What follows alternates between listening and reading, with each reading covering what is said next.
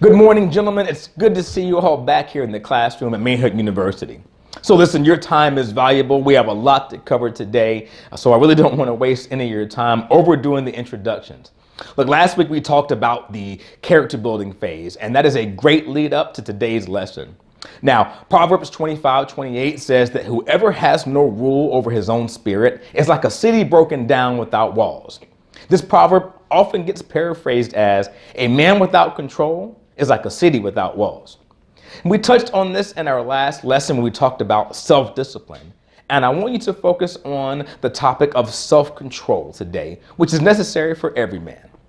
For this material to be most effective, we're going to focus on three areas of self-control: controlling our emotions, controlling our appetites, and controlling our spending. So using that proverb as an analogy, it's not difficult to see that we are the city and the walls are self-imposed limits on those very things. Now, if we think about a city with walls around it, it has gates to control what gets into and what comes out of the city. A wise man once told me that we only place gates around the things that we value. And as men, we should place some value on our influence, our reputations, also known as our good names, and our futures. When we get into these self-imposed constraints, they won't seem fair, which we know from 201 is a four-letter word, but we should know by now not to look for fairness with regard to the demands placed on men in society. So now that we have our disclaimer in place, let's talk about our first wall, which is controlling our emotions. Men, we are human beings who are prone to every emotion on the scale. Fear, rejection, betrayal, triumph, self-importance, anger, frustration. Never let anyone tell you that you can't have these emotions, but what you do with them matters. While the list I gave you is not exhaustive, let's talk about a few of these. Fear. Fear is a natural emotion that every man deals with, but for reasons we're not going to get into today, we've been misled to think that we're supposed to disconnect from that emotion altogether. Listen, trying to live out a no-fear persona is just plain stupid. Healthy fear is good. It tends to come from a place of being well-informed. And notice I said well-informed. There's tons of useless information out there parading as fact that can produce unhealthy, misinformed fear, which tends to lead to panic, not a good color on a man. Unfounded fear makes you appear weak, and panic exposes you as a man who cannot control his emotions. Now, when we're well informed, we can show courage in the face of fear, which more often than not ensures survival. It's kind of like knowing the warning signs of a tornado and heading calmly for the basement. The other end of that spectrum is overt self-aggrandizing bravery, which tends to act without thinking, more concerned with being seen as brave than with the outcome. Uncontrolled fear can bring out the worst in us, kicking our self-preservation reflexes into action before we consider the safety of our families or our teams, and that will nearly immediately erode our credibility. In those instances, that gate is letting people into a part of your city that maybe shouldn't be open to the public.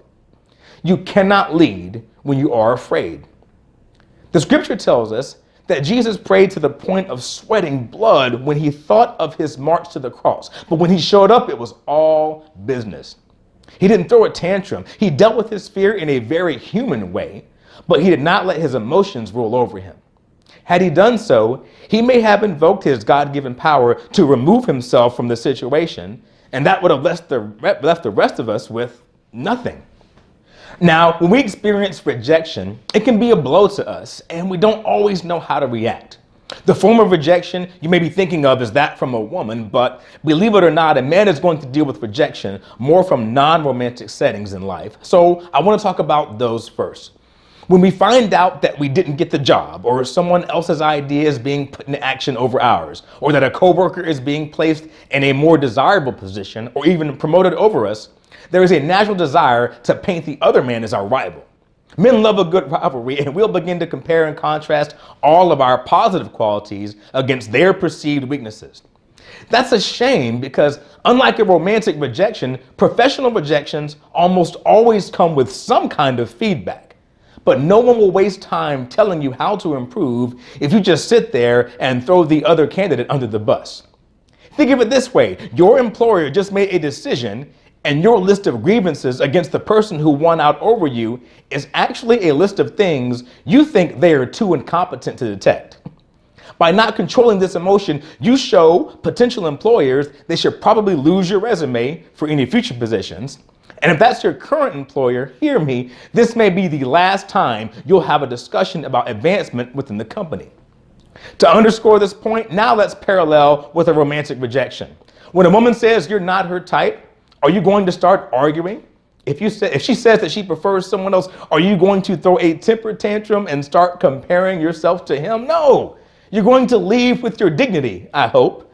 What kind of man would waste his time throwing shade at another man to get a date? Would a woman really want to be with a man who fell to pieces over not accepting a date?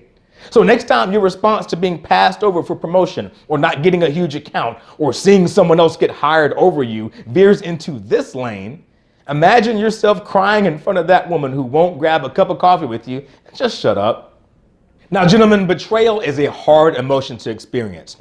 Developing trust requires a near invasion of intimacy for so many men that when we finally get to trust someone, betrayal can almost make us snap. Now, not to keep mentioning Jesus, but he is a man's man. So keep in mind that if he dealt with betrayal, so will you. What he didn't do was throw a tantrum or curl up in a ball of tears. He also didn't call out his betrayer in public. Isn't it interesting that people found out about Judas with only subtle hints? Instead of Jesus telling everyone who would listen, he had a pretty big audience during his trial. He let others discover the negative character traits of his betrayer. If you lose it when you find out that someone on your team has shifted loyalties to their self-interest or even all the way to an opposing team, ideology or philosophy, be thankful for the notice and proceed with the appropriate actions. A disloyal man has already tainted himself in the eyes of everyone else. So even that new employer or team that he joins, they know they're not gaining a team member they can trust. Let the betrayal mark the betrayer, and you take the high road. Why? Because every mention of that individual, what they did and how dirty it was, only serves to make you look small, as someone who just can't get over it. Go somewhere private to cry it out, because it will hurt. Then write that severance check, demand that letter of resignation, put out an ad for their position, take them off the schedule, adjust the roster, hold a special election for their vacant seat. Do what you got to do. Side note, if you really want to highlight the egregiousness of the betrayal, treat them right on the way out. Keep your hands clean.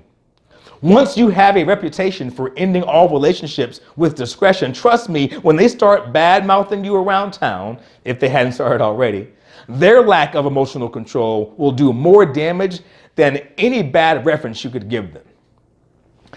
Now let's shift to a seemingly better emotion, triumph. How we deal with success is very important. A man who apologizes for his success is no better than a man who rubs his success in others' faces at every opportunity. There is someone somewhere who will want to view your win as their loss. Sometimes that is inevitable. Your team beats another team, your company outbids another for a contract, or your product sells better than its rival. Healthy competition is great.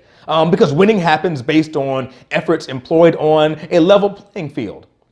But when life deals us an unexpected blow, we may look at a man who's enjoying the fruit of his labor, who's playing on an entirely different field, and still get spiteful. And if you're on the receiving end of that spite, you may want to hide your accomplishments, which can really set a negative example for your children and those men around you who also aspire to be successful. In my own experiences, I can recall having overdone and underdone celebrating a couple of major milestones. Home ownership for one and a promotion was the other. I acted like a lottery winner in the early stages and realizing that I'd stepped on some feelings.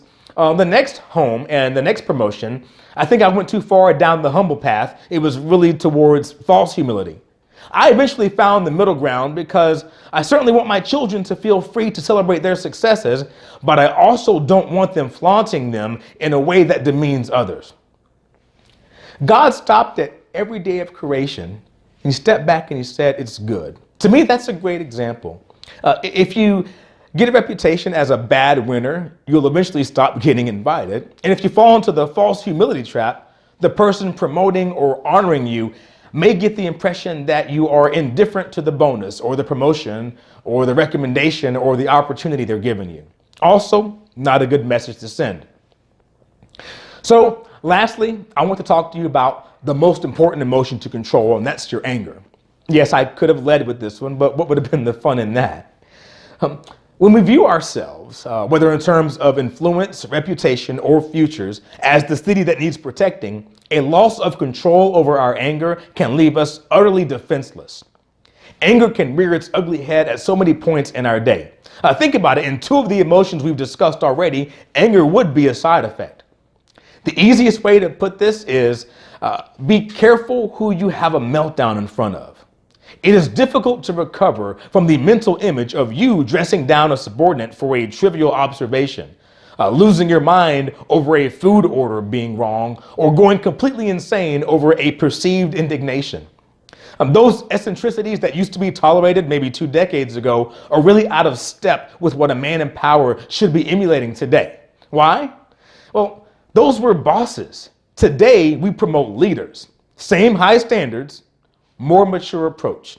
If you are itching to be in charge just so you can finally make it your way or the highway, get ready to lose the trust and confidence of those who you lead and serve with.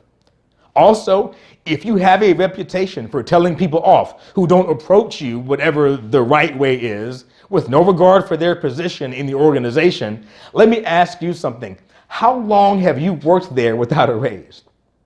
Why do they keep promoting everyone but you? Hey, wasn't this job just supposed to be temporary until a better offer came along? Deal with your anger the same way you deal with every other negative emotion.